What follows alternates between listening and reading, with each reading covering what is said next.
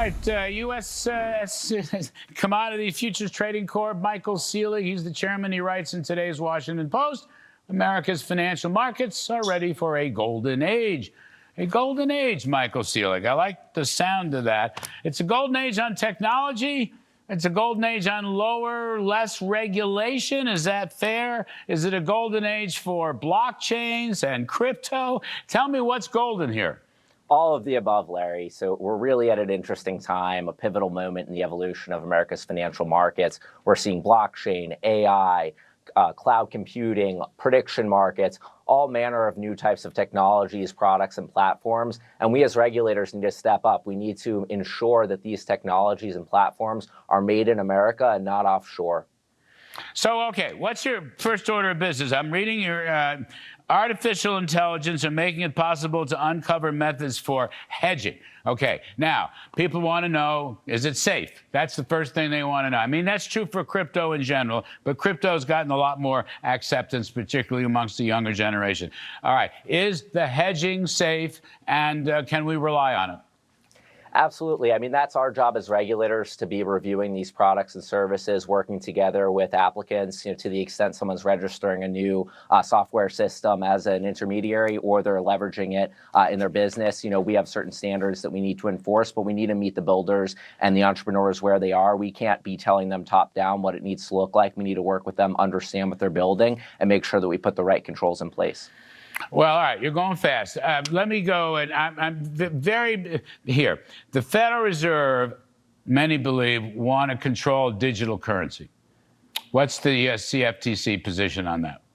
Well, the CFTC's role is really to regulate the marketplace. So to the extent a digital asset is a type of commodity, we have authority there. We're regulating the futures markets, the derivatives markets in those asset classes. And we're really excited that Congress is considering, thanks to the president's leadership, giving us additional supervisory authority over the spot market for these commodities. So the Federal Reserve certainly has a role to play to the extent that there are digital currencies and other products that are currency-like. But to the extent it's a commodity and something within our remit, we set rules for that marketplace, and we're looking forward to working with Congress and the president to get this legislation across the line. I mean, how big now is the whole futures market complex? Everything. How big is it? How many trillions of dollars?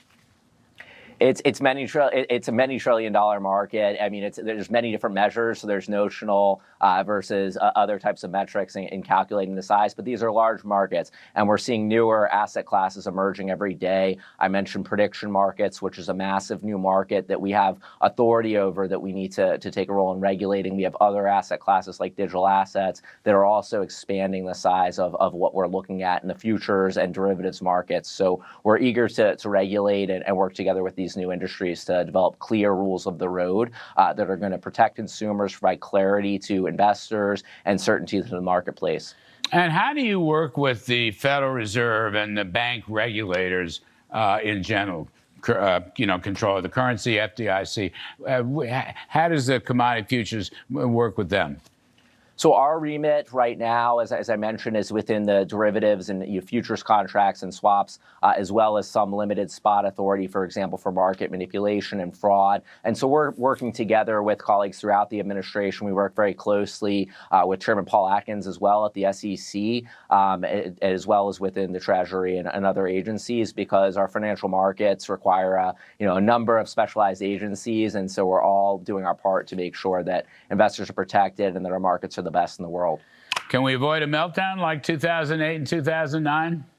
Well, I think blockchain presents great opportunity there. I mean, our markets are moving on chain. I expect to see our markets on chain within the next year, 2 years. And that type of technology can allow for greater transparency in the marketplace. We might have not had the financial crisis had the over-the-counter derivatives markets been visible on chain. All right, terrific stuff. Thank you, Commodity Futures Trading Commission Chair, Mr. Michael Seelig.